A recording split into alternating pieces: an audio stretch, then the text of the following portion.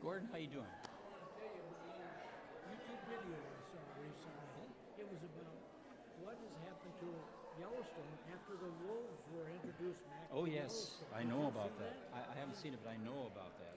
The wolves have really changed the whole ecosystem, and for the better. Yeah, Yeah, it was amazing. yeah. No, that's really cool. Yeah. Yeah, I remember seeing that. Yeah, Once in a while you can learn something off of the internet, can you? not very often, but once in a while, yeah. Exactly.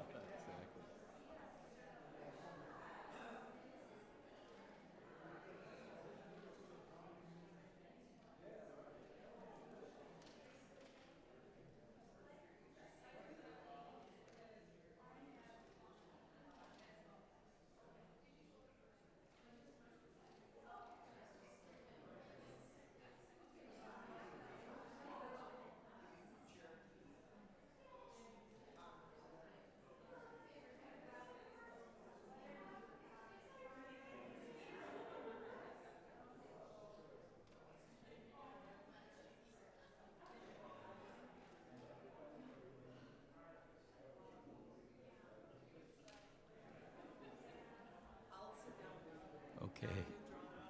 Okay.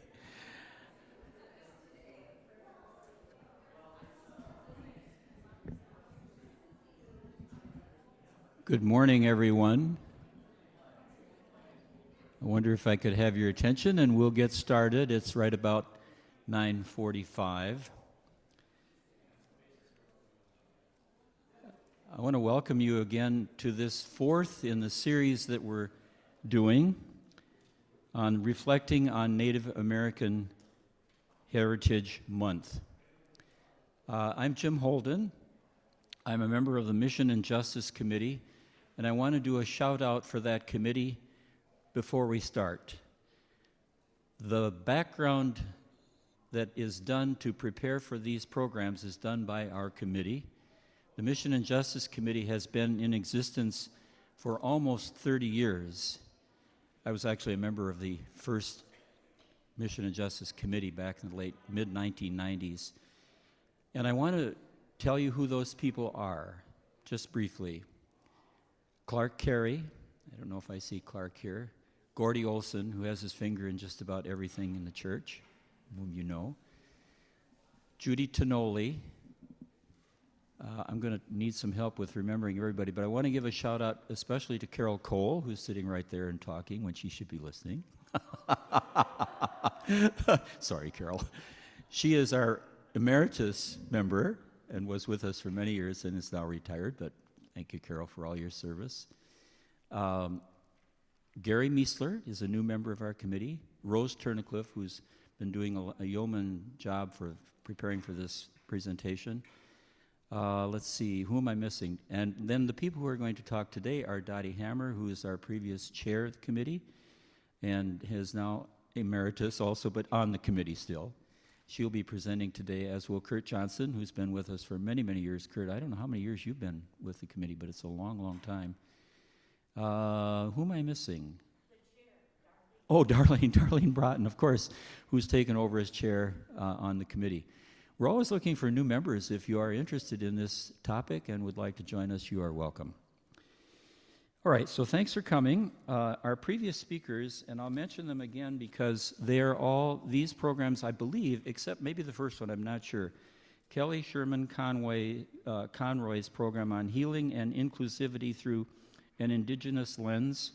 Then secondly, we had the Dakota and Ojibwe experience in Minnesota as taught by two teachers at the middle school. Josh Spitzak was our presenter. And last week we had a presentation on the Trail of Tears by Steve Hahn from St. Olaf. Those are on, they're streamed. So if you did not see those, you can watch them. I encourage you to do so if you have not had a chance to do that. Today we're going to do a wrap-up of our sessions with some time for questions, which we hope will take place after each of the short presentations that we will give. Here's our agenda for today.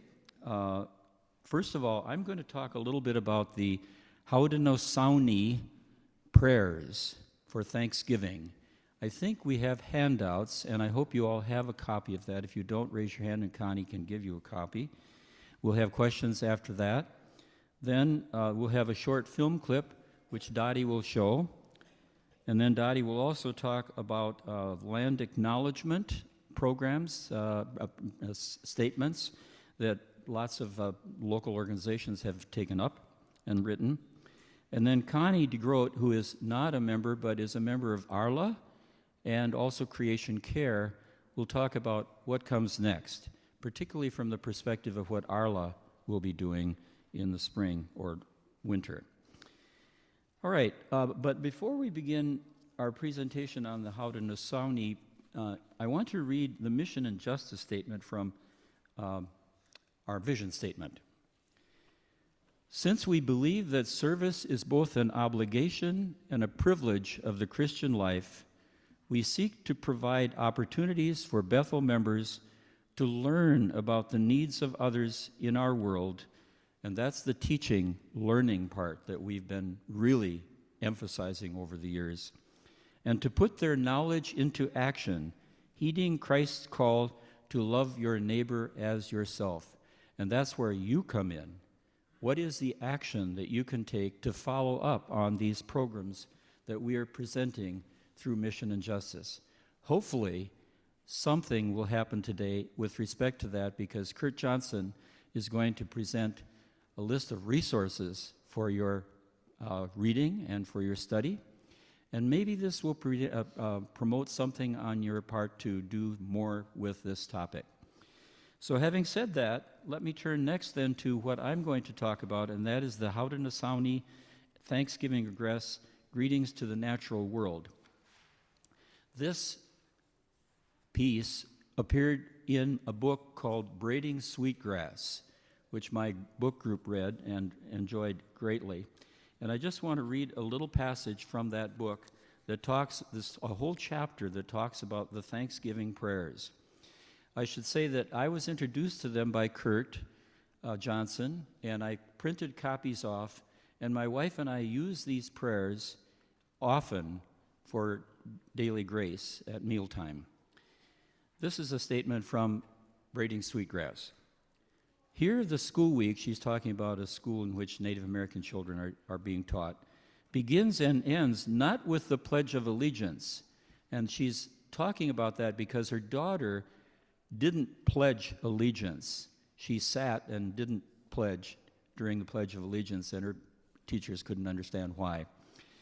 But this then begins with the Thanksgiving Address, a river of words as old as the people themselves, known more accurately in the Onondaga language as the words that come before all else.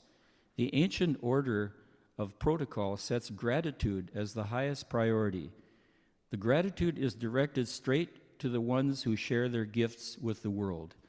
We've just finished Thanksgiving. We are grateful, as we should be at this time. And we think about the first Thanksgiving and how the Native Americans helped the settlers, the pilgrims, find their way and survive in those first years.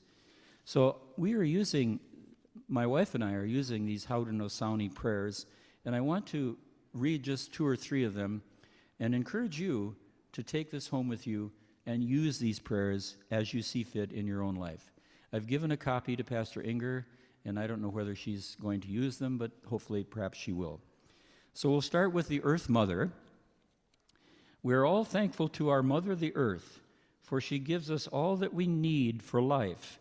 She supports our feet as we walk about upon her. It gives us joy that she continues to care for us as she has from the beginning of time. To our Mother, we send greetings and thanks. Now our minds are one. Then one on the animals. The next one, I'll just read 2 or 3 of them.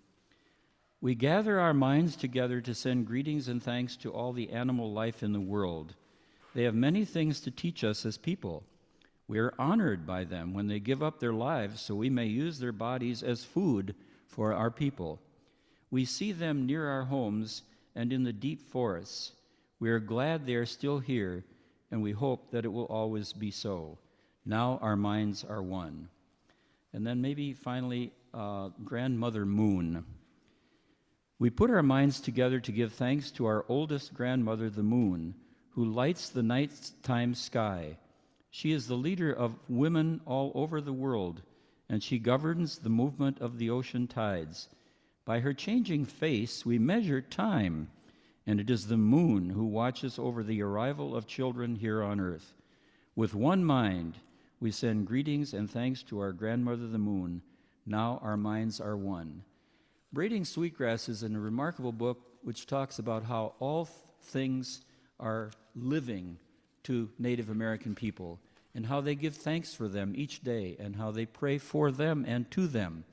And so I encourage you to not only read that book, but to use the Haudenosaunee prayers. And by the way, they differ by different tribes, I think. This one is also a translation of the Mohawk version of the Haudenosaunee prayers, the one that I'm reading from. I'm not sure which one you have there. So, having said all that, let me ask if you have a question about this short presentation. Comment? Question? The complete title of the book is Braiding Sweetgrass by Robin Wall Kimmerer. She's Native American. Dale. What is sweetgrass? What is sweetgrass?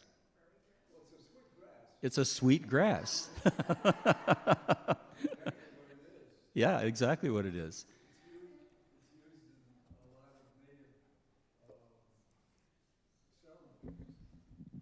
I'll repeat that. Kurt said it's used in a lot of native ceremonies, and she talks in the book about her braiding of sweetgrass. That's a significant part of the book. Yes? I'm not sure if it's in the church library. Does anybody know? I doubt it, but yeah, make a note of that.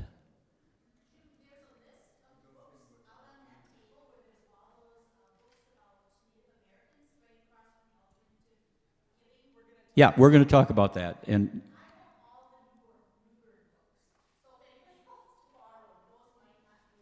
oh, which ones are those? Oh, you have Kent Newburn's books. Okay, and if people want those, you can get them from Karen.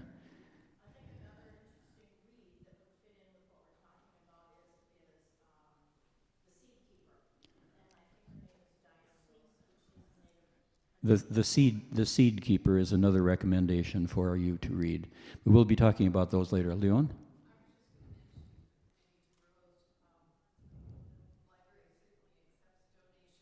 Yes.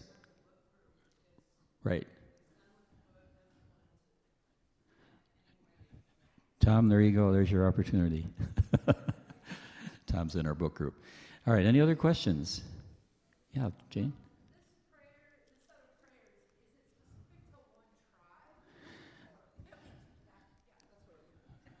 What? Go ahead. I had to look it up. Okay, so it's the Iroquois Confederacy of 6 Nations, and it's mostly Eastern tribes, and it includes the Adirondacks and the other 6 major tribes of the the northeast region. My home territory, my home town was the Mohawk, part of the Mohawk Nation. Okay. Any other questions? All right, Dottie, you're on.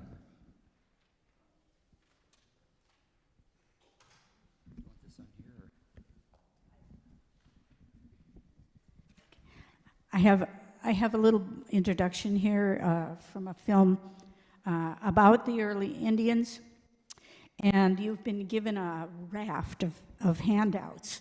And one of the things that we talked about, I thought about with the Thanksgiving address is an article recently published that I picked off the internet. It's called Indigenous People Push Back Against U.S. Thanksgiving Mythology. And while the Indian tribes helped the white people were not so kind to the Indians. And one of the books that Kurt has out on his display explains that while the tribes were helpful, things went sour in a hurry. And it wasn't many more years than the settlers and the military that came with the settlers were in conflict with this tribe, and they had what they called a war, King Philip's War. And King Philip's was the son of the chief, and in the course of this battle, the Native people lost, and they dealt severely with King Philip. This is a member of the tribe, chopped off his head and put it on a pike, and enslaved the women and sent them to the West Indies. So while we have a thankful prayer from people whom we have mistreated almost from the very beginning, it's not a very happy thing. All right, so let's have our little thing.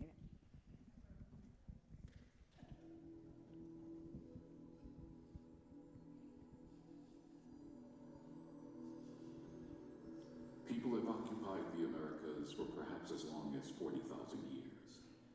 Over these years, they have created great civilizations equaling any found in Europe, Asia, and Africa. In North America, Paleo-Indians hunted the mammoths and mastodons.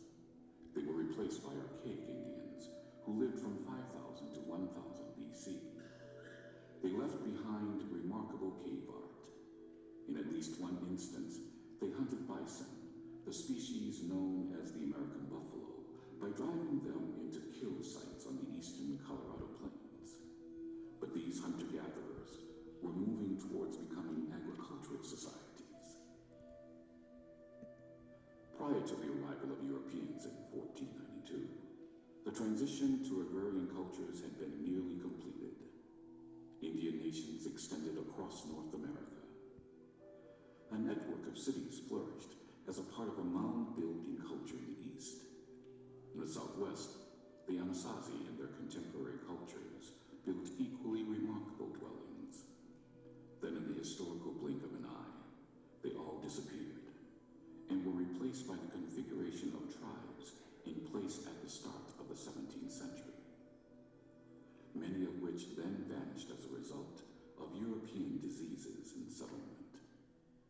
During this time, the great cities were replaced by small agricultural villages. Then, as the Europeans expanded across the continent, the surviving tribes were pushed ever westward into a constantly redefined and shrinking Indian territory. However, during the middle of the 18th century, two parallel events occurred on the North American continent: the creation of a new type of nation, the United States of America, and the creation of a new kind of Indian culture, the warrior horse culture. Two remarkable human transformations that would eventually clash in bitter conflict.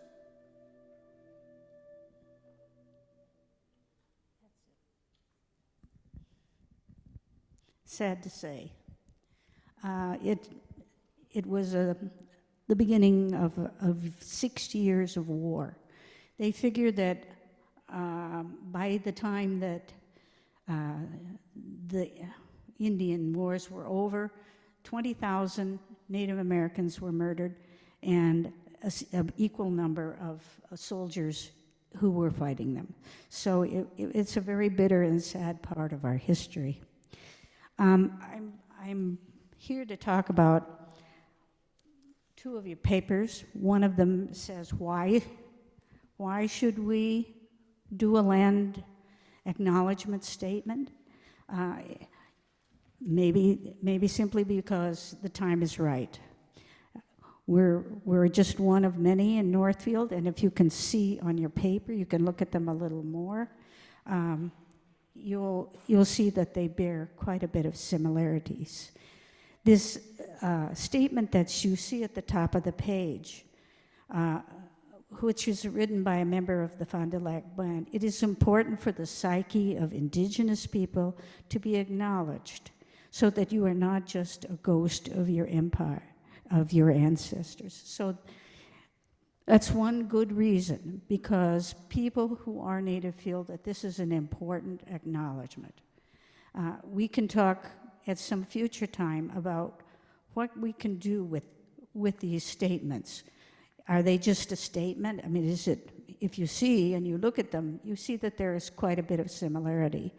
But in some cases, and with our own church, which has a very long, many-page statement, which you can read by accessing their website, it asks you to do more than just read and say we're sorry. It's asking you to do something, to do ELCA part. Okay, right, to be precise. So maybe it's just time to do this. And maybe we need to decide within our church body here at Bethel, what of these many statements is what we'd like to take to our hearts and what we maybe want to do differently. That has yet to be decided and discussed and embroidered. We're just at the beginning, and our beginning is to say, look, this is a world we haven't investigated much in the past. We know that we have a great debt, and our land right under us, our church, is a part of that debt. One of the questions that you have in a very brief page that says questions you might want to ask is, what happened to the land? Well, the U.S. has treaties, and some of those are in force today. But over time, since those treaties were written, they have eaten away at the land that was guaranteed to them when the treaties were written. And now there's only 2% of all the land that they were promised, which is where they are. So, sad to say, we know that this land under our feet was part of that land that was robbed. So that's on that side. There's one section there on the Sioux I'd like you to do.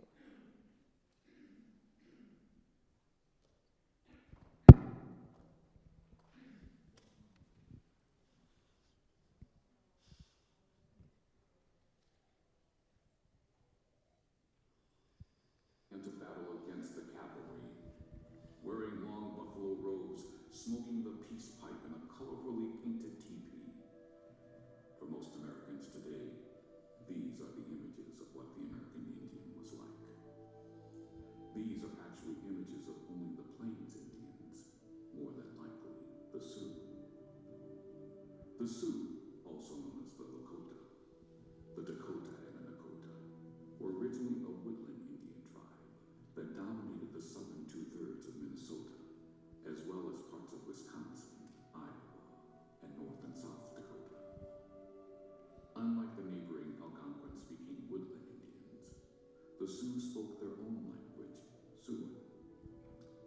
There were 4 ancestral branches of the Sioux: the Santee, which was made up of 4 distinct bands; the Yankton, with only 1 band; the Yanktonai, formed from 3 bands; and the largest and best known branch of the Sioux, the Teton, also known as the Lakota.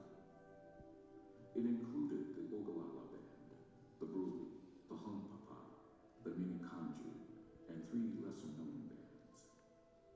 It was the Lakota branch that first gained the horse and spread west to the Black Hills and beyond. It was the Teton branch that became one of the most formidable combatants in the Indian Wars. And it was the Teton who had the greatest number of warriors on the plains and inflicted the greatest defeats on the United States cavalry. Aside from their warlike prowess, among the Plains nations, the Sioux were known for their kindness, charity, and brotherhood. Each Plains nation had its own creation myth and its own sacred person or spirit who came to earth and gave it the traditions necessary for a healthy life. According to Sioux legend, a white buffalo maiden came to them, bearing a pipe and instructions on how to live. The pipe represented the covenant between the Sioux and the buffalo. Like the Kiowa, the Sioux kept a pictographic record of their history known as the Winter Count. Drawn on buffalo skins, it recorded the 3 other tribes became expert horsemen living at the edges of the Great Plains. They were the Crow, the Blackfeet, and the Pawnee. While they participated in the Indian Wars, they never developed a true nomadic lifestyle. By the start of the sustained fighting that culminated in the final phase of the Indian Wars, the Plains Indian tribes had settled into stable territories. By this time, the 7 tribes, while retaining a number of distinctive features such as language, shared many customs and ways derived from becoming nomadic, buffalo hunting, horse-oriented cultures. Okay, I think it's your turn.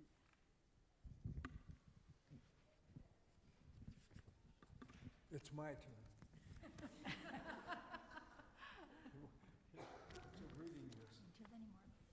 Okay, I'm going to go up here.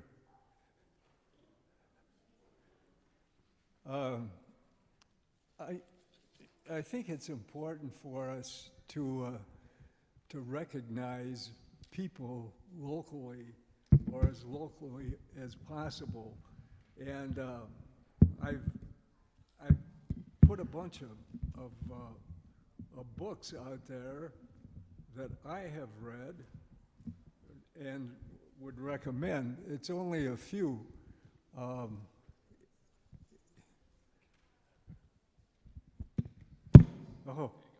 yeah. Oh, I'm technologically handicapped. I just would read one little statement. Talk right into it, or we're not. Okay, all right. If you want to talk, you're going to have to talk right into the mic, or we're going to make you sit down. I'm going to sit down? If you don't talk No, I'm into the not going to mic, sit down. then you got to talk into the mic. All right, I'm going to talk into the mic. Is that, can you hear? A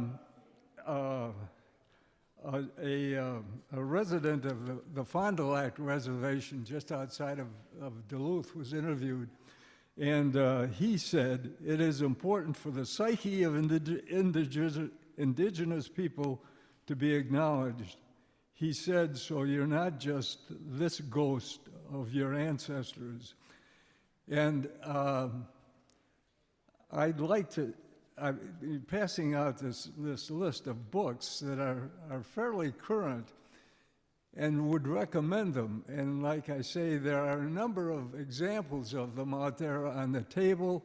And if you really love one, take it. But if you've read all of those, I've got about 25 more that I'd be glad to share with you. Just go down the list a little bit about who these people are. The first one is Kent Nurburn is the author. Kent is a native of Minneapolis, and he taught on the Red Lake Reservation for a number of years. And as he was teaching, he asked the children to bring stories that they had from their families, and he put these together in a book. And as a result of that, he was invited out to South Dakota to visit with some of the elders. And out of that has come a whole series of books.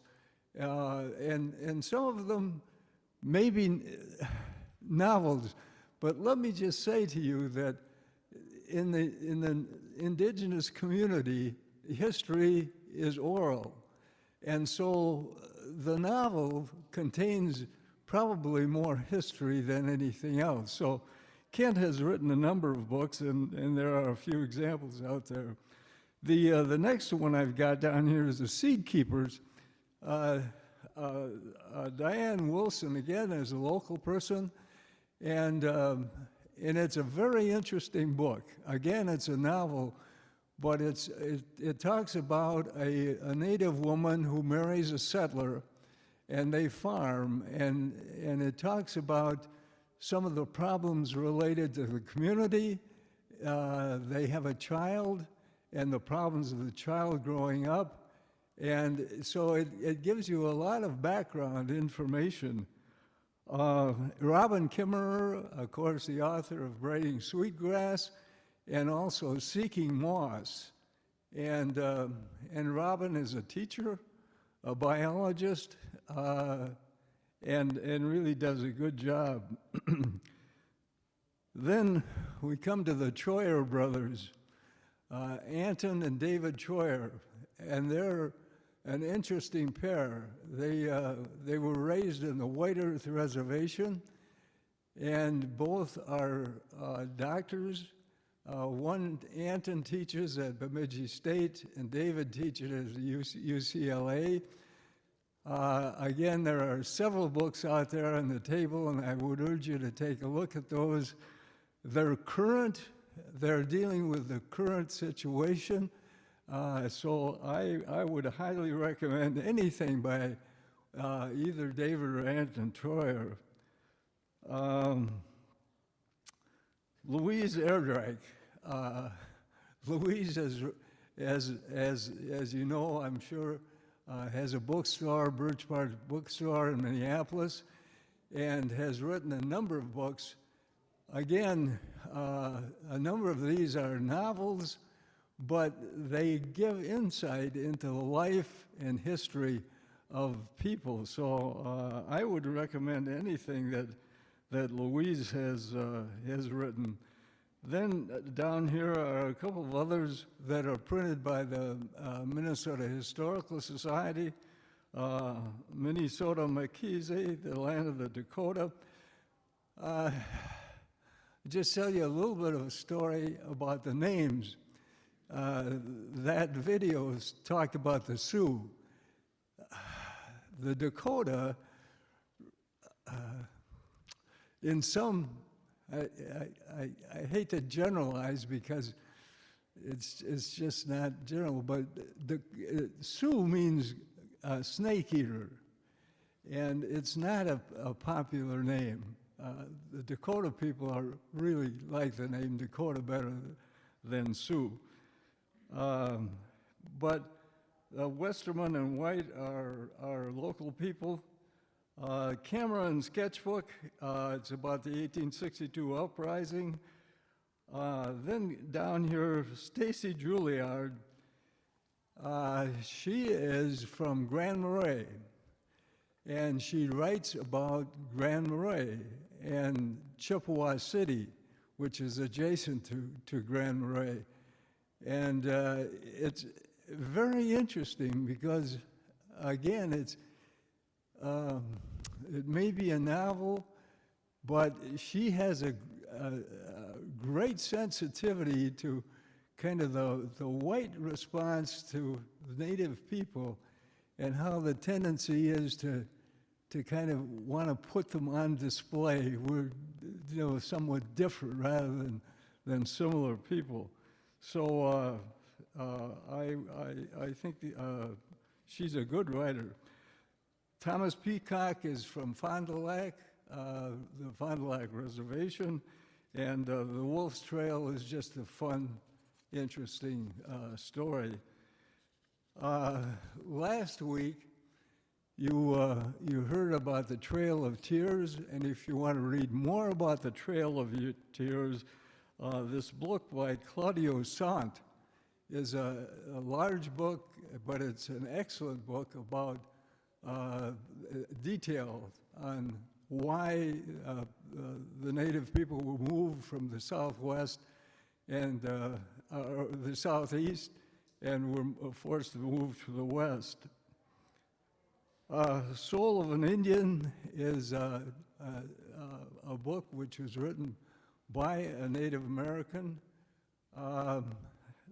Again, it's an interesting book, and you may have seen part of his history. They've done that on Minnesota Public Radio, public television, 2 or 3 times, and again, local people. His wife also wrote a book, and I don't remember the name of that. If you're interested in the 1862 uprising from the settler perspective, there's a book called Dakota Dawn, by a fellow by the name of Gregory Mishno, and he has done a fabulous job of detailing settlers' names in Minnesota. He talks about even a Swedish pastor, Lutheran pastor, and a German pastor, and it's a big book, but it's interesting, and the slant is a little towards the settler side, but that's fine. I think we need to learn that too. Finally, I would encourage you, if you're interested, to watch Minnesota Public Television Saturday nights at 9 o'clock. There's a program called Native Reports, and it is about local stuff that's going on in the Minnesota, Wisconsin area with the Native community. And I would just tell you a little bit of a story that appeared, I think about 3 or 4 weeks ago on Native Reports. As a part of it, they always have a doctor, a fellow by the name of Arnie Vanio, who is from Mille Lacs. And Arnie always talks about some medical kind of problem. But one week, he talked about suicide and the importance of talking about suicide. And he talked about the fact that his father died as a result of suicide. And then he pulled out a hand drum and sang a healing song. And it was the most moving little segment I think I've seen for a long time. But that, again, that's part of Native Reports. And I encourage you to be attentive to things that appear in the newspaper. Nearly every week, there's something that refers to the Native community. And it's important that we recognize this, I think, and pay attention and learn and show our respect. We talk about reparations, but I think one of the greatest reparation is to take seriously both the history and culture and who the people are who are speaking on behalf of Native peoples today. And I'm open to any questions that you have at this point.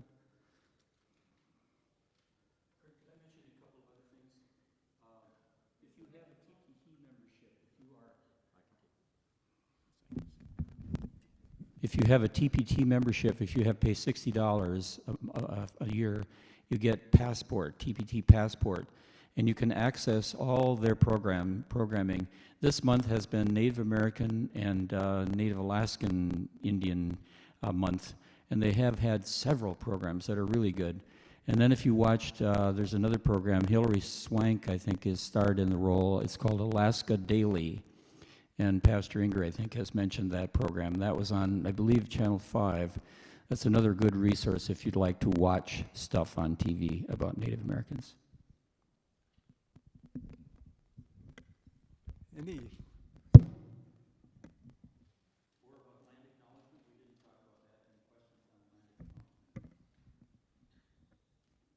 Any questions?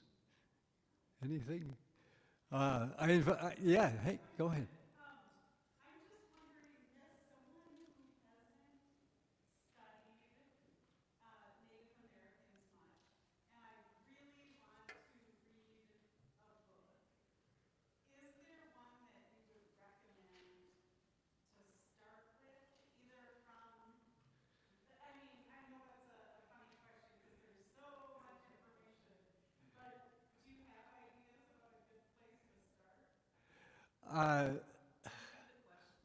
It's an interesting question, and I thought about that when I was thinking about this presentation, and I have a hard time. I would start with Kent Nurburn and read Neither Wolf Nor Dog and move on from there. But again, anything that the Troyer brothers come out with.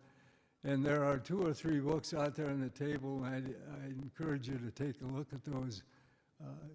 Yes? Yeah.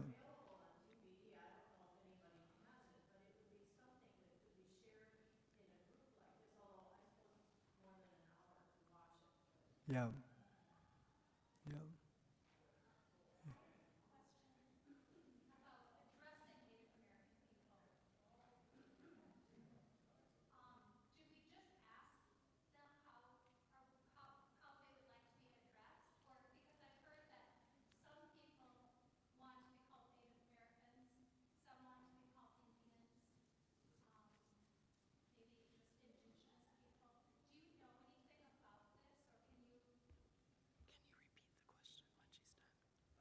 What? Can you hear her question? I couldn't hear the question. I'm sorry. I'm hard of hearing, so I don't really. It's on.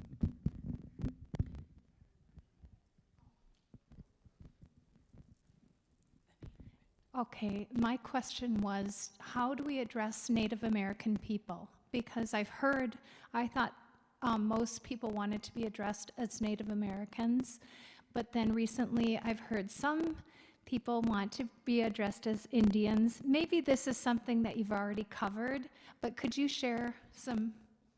Yeah, there's no rule about that. You know, for a while I didn't talk about Indians, but they're talking about themselves as Indians because of the pride in their culture and heritage. I think that's more acceptable these days than whatever else. I like to talk about indigenous people. Having spent a year in Alaska, mostly with Native people up there, that's what I would refer to them as indigenous people. So. We're getting kind of low on time, I think.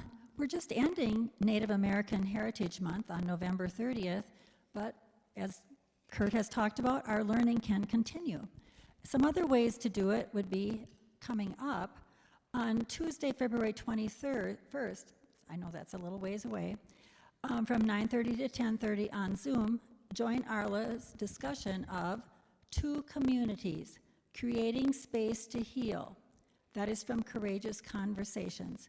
It is about bridging Prairie Island and Red Wing communities. The link will be in the Blaze and the Weekly for you to watch it in advance and then join the discussion. All are welcome. Another is that in September, we had a viewing of the DVD, The Doctrine of Discovery. And that DVD has been ordered and it will be in the library for checkout. And it was shown, like I said, in September. Dottie is working on plans to visit the Wapakute sacred site. The Wapakute would have been on the land on which our church stands and all of our homes stand, because it extended north as far as Lakeville and south and east and west. And so it's also, the site is near Castle Rock. The name of it is Inyan Bozendata. That's the name that Native people would like it called. And she's hoping for that in the spring. She's working with Dorothea Harasue for that plan. And then in June, all of you are invited. Paula and I are working on, for Arla, having a field trip to Hocho Katati, which is the public exhibit that's at Mystic Lake in Prior Lake. And it's in a 3,800 square foot public exhibit space, and it's called Midwankatan, Dwellers of the Spirit Lake. It provides visitors with a cultural experience that enhances their knowledge and understanding of the Midwakanton people and the Midwakanton Dakota people and their history. And tours are offered. So you'll be hearing more of that, about that in the spring. And like Kurt has talked about, we can continue our learning long beyond Native the end of Indigenous History Month by watching movies, and as they've all said, and reading books, and then join us for these events. And Kirsten Scott is also a part of the group. Thank you. I was going to mention that. I forgot to mention Kirsten. Rose said she would be in the back. If you didn't have a question answered that you want answered, if you give it to her, she'll write it down, and our committee will consider that for possible future study or response. Any other comments or questions about land acknowledgement? We didn't have any questions about that. Does anybody have any questions about that? Jane?